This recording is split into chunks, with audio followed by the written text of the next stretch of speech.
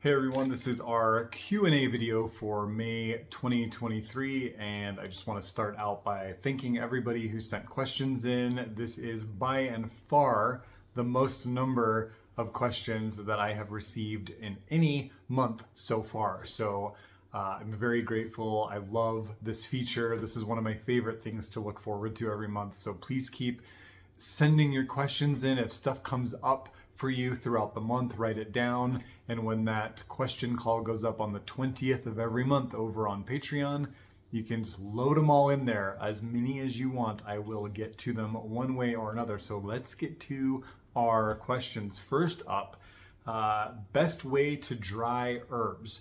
So first, I want to give a book recommendation here, which I will put down in the video details below, which is The Medicine Maker's Handbook by James Green.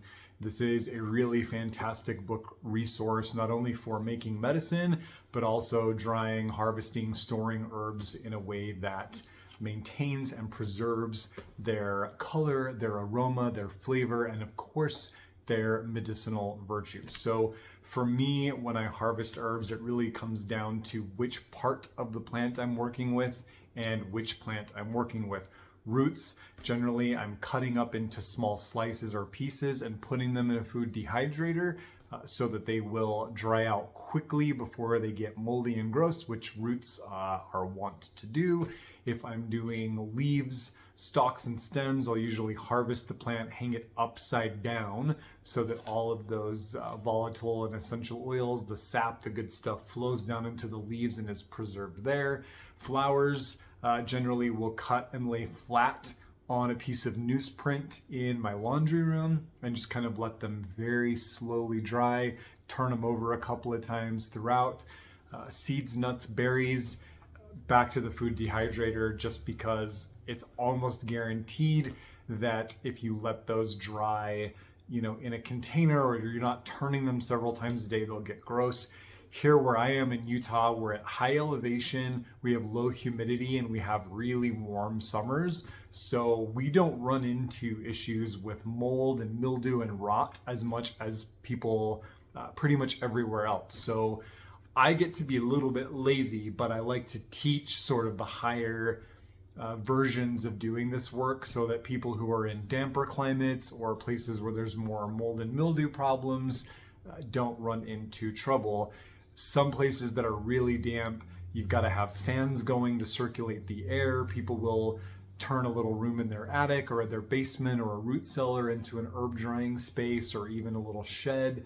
You kind of have to do what you need to do, but don't overlook the power of the food dehydrator. And I will say this, get one with a low minimum heat setting. So I was able to find one that goes down to 85 degrees, which is on the lower end of any dehydrator that I've found. So I will generally dry most of my softer herbal materials at that like 85 to 90 range. When I get into nuts, seeds, berries, bark, root, rhizomes, root bark, I go up to like 95 and I just stay there. Anything over 105, 110, I feel like it's a little too hot. And sometimes what I notice when people use their dehydrators at those higher heats is that when you walk into the room, you smell the herbs really, really strongly, which is great for the space, but it also implies that the essential and the volatile oils are being kind of cooked out. They're being evaporated or atomized because of that high heat and the air turbine, the air circulation in the dehydrator. So all the medicine is ending up in the air, in the space, and not being preserved in the herbs themselves. So slow and low generally works better. Airflow is important. Flipping and turning or putting things on racks is very helpful. And again, check out the book from James Green, one of my favorites. And it's one of those books that I think everybody should have that's into herbs. I turn to that book over and over again for so many reasons. I think everyone will appreciate that book. So great question. Thank you. I got 2 questions from 2 different people this month about plant dyes and plant inks, which is cool. I love when multiple people ask about the same thing. So I do have a magical plant ink class in the works. I need to refine how I'm going to do the demonstration part of that class, and because I'm in limbo between my office spaces right now, it's something I'm just putting on the back burner. So there will be an ink class. So I want to talk about it now, though, a little bit at least. So first, I have very little experience with plant dyes. It's something that I would really like to play with and get into. There are some folks here where I live that have been teaching plant dye classes, so hopefully I'm going to get to do that. So I don't want to speak too much to that because I don't know much, but I will say that when you wear clothing, materials that have been plant dyed, you are absolutely wearing medicine. You're connecting to the plant. The influence of the plant spirit is there, and I think that's something to consider and carry into whatever plant dye work you do. When it comes to inks, I do have a little more experience. Folks that have been on my Patreon for a while know that I love to dye paper, linen papers, and use them to write note cards, to draw images of plants, for doing talismanic and sigil work. And so I really, for me, there's no limit to which plants I will play with. I just made a big stock of mint dyed plant paper, actually. And I didn't expect much from the way that I did the ink, but the paper actually turned out a really beautiful yellow-green color. So I got surprised.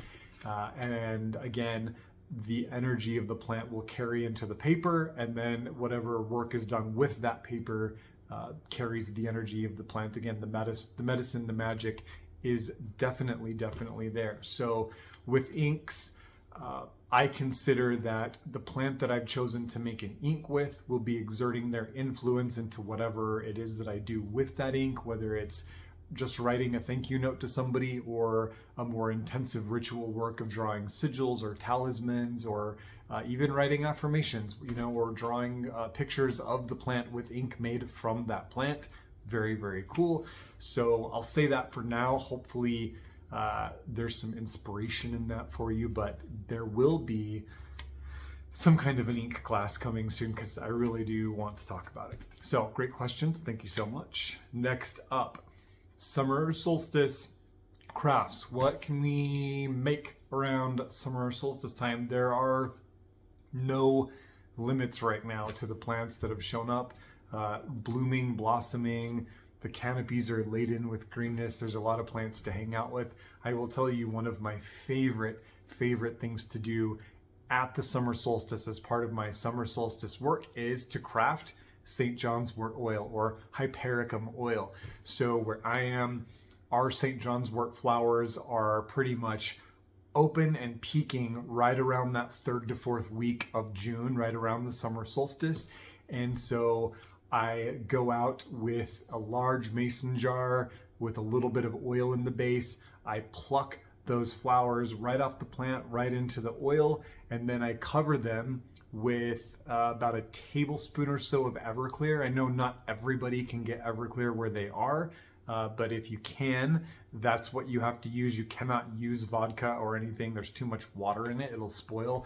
So if I was working with a mason jar, I'd put about an inch of oil in that. I would put all my flowers in. I would put about a tablespoon to 2 tablespoons of Everclear.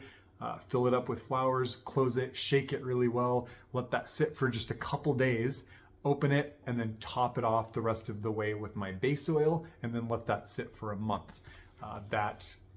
Everclear helps to extract more fully some of the non-oil soluble aspects of the hypericum. So you're getting a double extraction from the alcohol and then from the oil. And you will end up with that ruby red, grapefruit red St. John's wort oil that we all love. The only way to get it is to make the oil from fresh hypericum flowers. And if you use dried, it won't happen. You'll still get a beautiful medicinal oil, but it won't have that color. And you will also be blessed with that same color staining your fingertips and hands from the harvest. So that's the thing that comes the most to mind for me as far as what I like to craft that is very specifically seasonal to summer solstice. Where folks are, Hypericum could show up a week early, a week later, a couple weeks later, but it's still that season. And I also consider that at the summer solstice, it's a really lovely time to pay acknowledgement to all of the spirits of place, to acknowledge the animals, the insects, the good neighbors, the non-corporeal people who share spaces with us and add to the fecundity, the fertility of the land. So my summer solstice rituals often center around really just expressing gratitude through offerings and prayer and poetry to all the spirits of place, all the people who make the world that we live in the beautiful place that it is. So hopefully folks will get to make some St. John's wort oil, hypericum oil this year. It is really lovely medicine to have on hand and really fun to make. Great question. Thank you so much. Next up, my most profound plant spirit experience. This is a hard one. By the way, I write these questions down on posties and I don't really formulate anything in advance unless it's a really technical question that requires some research. So I like putting myself on the spot. And so many things come up with this particular question that maybe what I will do is use this as an inspiration for a class and just talk about 10 really great experiences I've had with plant spirits. Maybe that would be a cool thing to do. But I will say this in response to this question, that every time I do a plant spirit journey, whether it's 3 days or the lunar cycle plant spirit journey style that I teach that we do over on Patreon, I get information and downloads and guidance and wisdom from the plants directly that consistently just kind of blows my mind.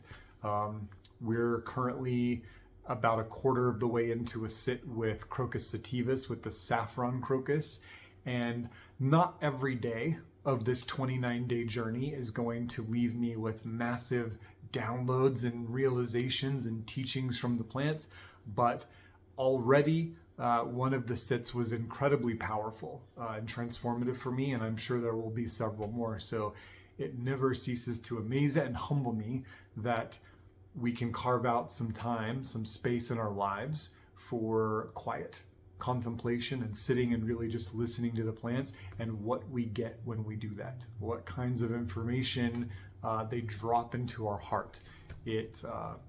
I've been doing this for a very, very long time. I've sat with a lot of plants a lot of times, and it still feels fresh and novel and curious all the time, because I never know how a plant is going to guide me to peel the onion, to go deeper, or what they're going to bring up in me or show me, or how they're going to flood my life with their magic and medicine, or what just teachings they're going to give me. And those teachings are what end up becoming the books that I write and the classes that I do. So to me, that's the coolest thing, is that I get to be in relationship with these plants. They teach me, and I get to be excited about it and talk about it and share about it. And some people think it's cool too. So we all get to be on the journey together. So great question.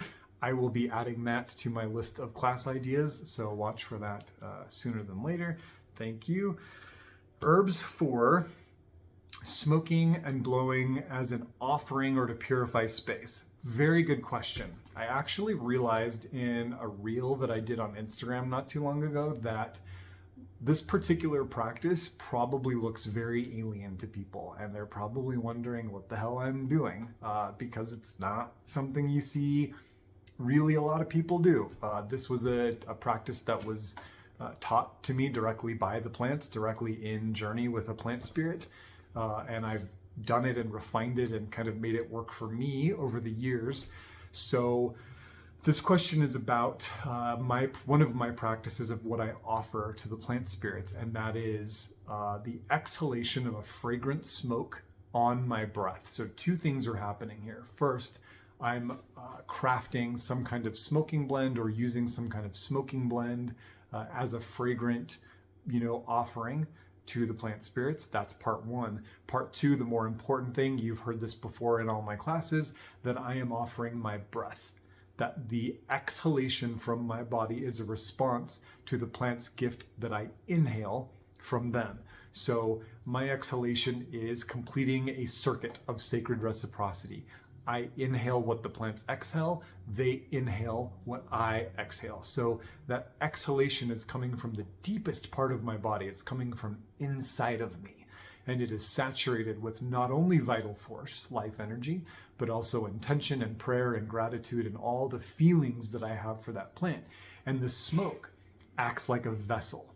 You don't need it, it doesn't have to be there, but to have that physical gift, that physical manifestation that you can sort of viscerally connect to, and the plant also can viscerally connect to, is a really beautiful ritual. So that exhalation is a lungful of fragrant smoke that comes out carrying lots. There's a lot going on in there. So sometimes I will craft herbal smoking blends with the base of horehound and mullein, uva ursi, raspberry leaf, just regular smoking blend type thing.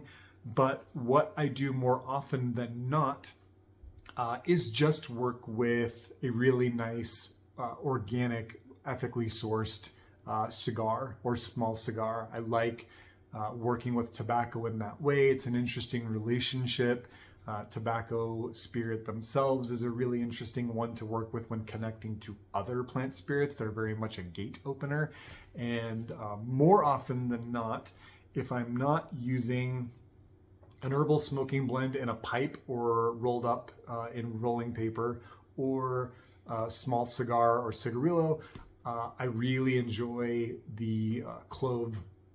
They're called cigarettes, clove cigarettes, but I don't inhale those actually.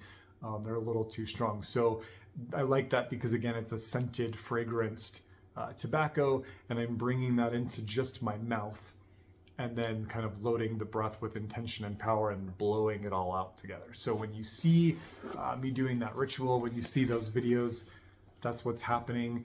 The smoke is just a physical manifestation of my intention, the love and energy that I'm trying to send out to the plant.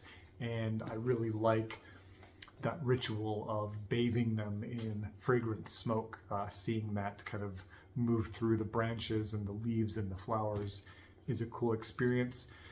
If that is something that folks are interested in, I would love to do a class on that. That would need to be a class that we would do on Patreon, not something that would be on just YouTube in general.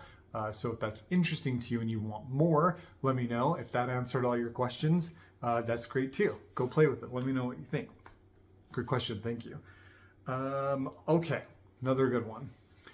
Hawthorne. Been talking a lot about hawthorn lately. Hawthorn's one of my favorite plants and a plant that I look really forward to working with every year this time of year as they are flowering, and there's so much symbolism and lore in ways that hawthorn has come into my own personal practice. So there is a lot of ancestral lore from the British Isles, from the kind of pan-Celtic lands about hawthorn. And one of the taboos, or the geish, however you want to look at it, that we see most commonly around hawthorn is you should never cut hawthorn.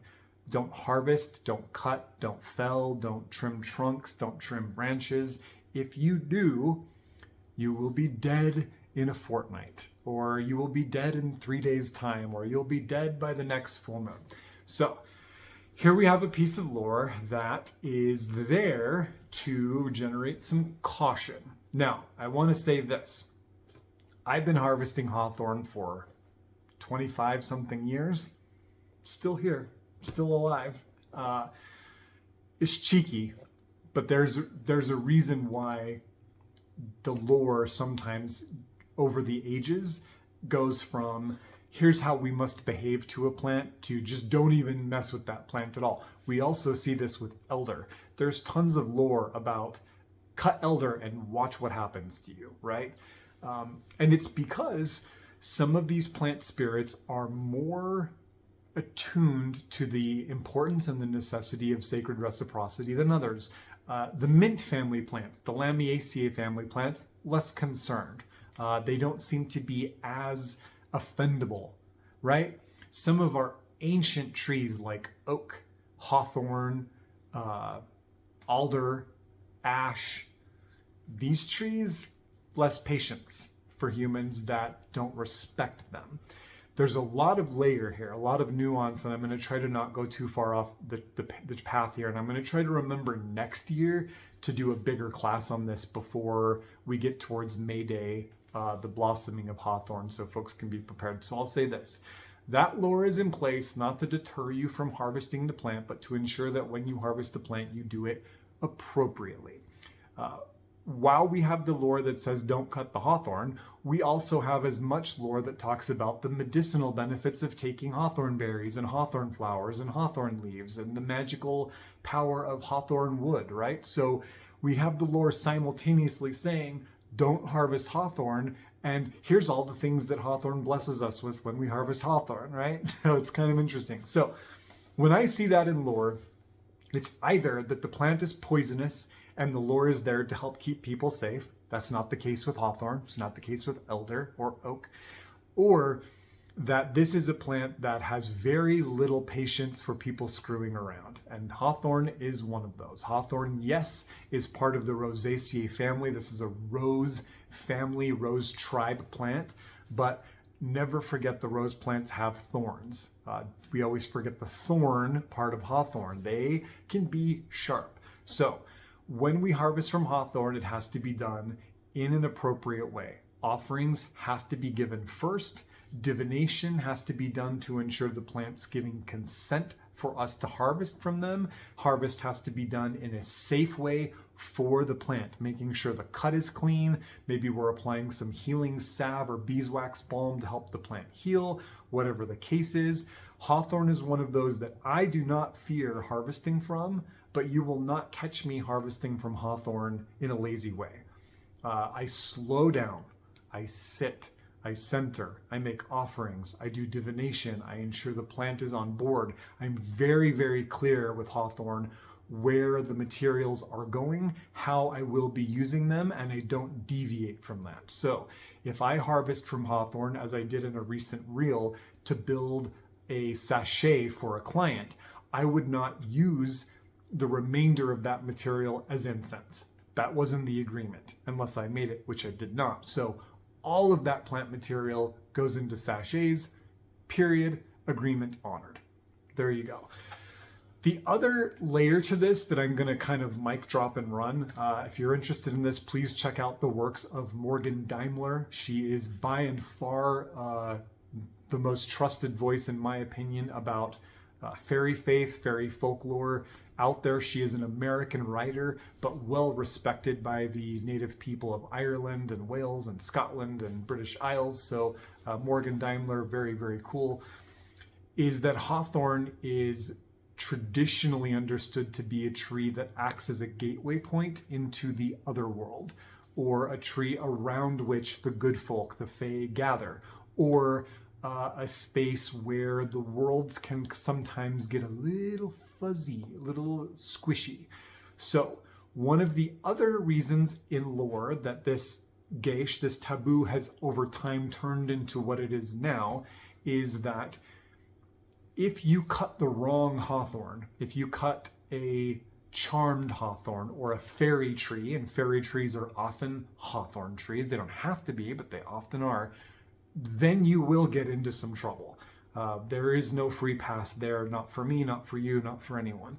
That if there is a fairy tree, a tree that is haunted by the fae, that is used by them in the work that they do and the way they live their lives, and you come in and decide that what you want to do with that tree is more important, and you cut, take, hack, you can expect some vengeance. But the vengeance is not necessarily coming from hawthorn. It's coming from the good folk, the neighbors, right? The gentry. So that's another layer to this that you will find in a lot of fairy lore. Don't fuck with the hawthorn because it's just a general rule. So I have personally never encountered a fairy tree where I live that happens to be hawthorn. The hawthorn that I work with are all relatively cultivated, and they're there because someone put them there, and the energy is just different. But if I did, there would be an equal amount of offering and supplication made to the fair folk the Fae and the guardians of place before harvesting from that tree as there is to the tree themselves. So there you go. Again, could you go for another hour on Hawthorne lore? I'm going to circle back next year. We're going to do a deep cut class on Hawthorne because this question came up so many times this year. Like just from that one Instagram post, I think 6 or 7 people, wait, you're not supposed to do that. You're going to be in trouble. Not in trouble. So thank you. Great question. Let's move on. When to harvest by energetics. So for example, do we want to take harvesting from plants based on the season, based on the energy that we're trying to pull from that plant? How does all that work? So this is a big topic. Probably going to try to just give a brief answer here because it's cool, but I don't want to confuse anyone. So I like to harvest from plants when the plants are ready to be harvested. So if I'm harvesting rose, I wait until the roses are at the fullness of their bloom, then I harvest. If I'm harvesting peppermint, I wait until the leaves are at their most fragrant before the plant's about to go to flower, and I harvest. If I'm harvesting ashwagandha root, I wait until the autumn when the plant naturally starts to die back and move that vital force down into the roots, and then I harvest the roots. I like to harvest and cater to the plants themselves, or when I need to, right? There's always that like exception to every rule. And with harvesting, if someone's sick and it's not the right time exactly to go out and harvest some echinacea root, but someone's sick, you go harvest some echinacea root, right? You take the plants when you need to do that. Take what you need and protect and preserve the rest. This is always the law of harvest, the way that I practice it. So when we hear about people harvesting a plant during a specific time of year or time of day in order to coax certain aspects of that plant's personality from them, that tends to fall a little more into astroherbalism, forms of herbalism that are really wrapped up in astrology. So you'll see plants like rose that are ruled by Venus needing to be harvested during the season of Venus or the hour of Venus, or on Fridays, the day related to Venus. Plants that are like Hypericum that are related to the sun, harvest on Sunday or at noon or during the summer. Like, you know, there's all these resonances, and I don't practice that way, so I don't want to speak too much of it. A really lovely book, if you are interested in that topic, is the book, I'm going to put this down in the details because I might be off a little bit, but it is Occult Botany by Paul Sedir. I'm pretty sure it's just Occult Botany. And it is definitely by Paul Sedir. An incredible book, very important one to have on your bookshelves. So the plants should be harvested when they're ready to be harvested or when we are in need of the harvest. So either the plant person is ready for the harvest or the human person is in need of the harvest. This is the relationship. We can give and take here. If you want to coax more of a fiery energy out of a fiery plant, I think it would make sense to harvest in the middle at the noontime sun in the middle of summer. And if you were to harvest that plant in the dead of winter, would that quell some of the fiery energy of the plant? Possibly. Again, since I don't work that way, I don't really think that way, but if I think about the way that plants have to change their physical form in order to adapt and survive through the different seasons, it kind of makes sense. You know, as humans, we wear shorts and t-shirts in the summer to adapt to the heat. We wear coats and long pants in the winter to adapt to the cold. Plants also have these different things they do to adapt. And when we harvest from them at those seasons, we're also kind of taking in that adaptability. So it tracks for me. I think it'd be something interesting to look more into. So excellent question. Thank you. And that is the last one that I'm going to answer in this month's Q&A. Again, we're almost at a half an hour class, which is epic for these. Usually they're a lot shorter. If you did not get your question answered in this video, it's because I wrote you a personal reply and answered you on Patreon or through email or whatever. If you want to get your questions in, again, we put the post up on Patreon for all tiers the 20th of every month, and then the video drops on the last day of every month. And eventually, not too far in the future, I'm going to start filming these Q&As live. So you can come, ask your questions, we'll film it, I'll edit it, I'll put it up on YouTube for everybody to enjoy. If you haven't joined us over on Patreon, we've got our monthly guided plant spirit journeys, advanced classes, recurrent courses, the Q&A videos, vlogs, all kinds of good stuff. You can do that down in the details below. I've also got book recommendations for you based on this month's questions. Thank you again so very much to everybody who took time to submit a question. I really love doing this, so I appreciate you guys. Take care. Have a lovely ending of May and beginning of June. I'll see you next time.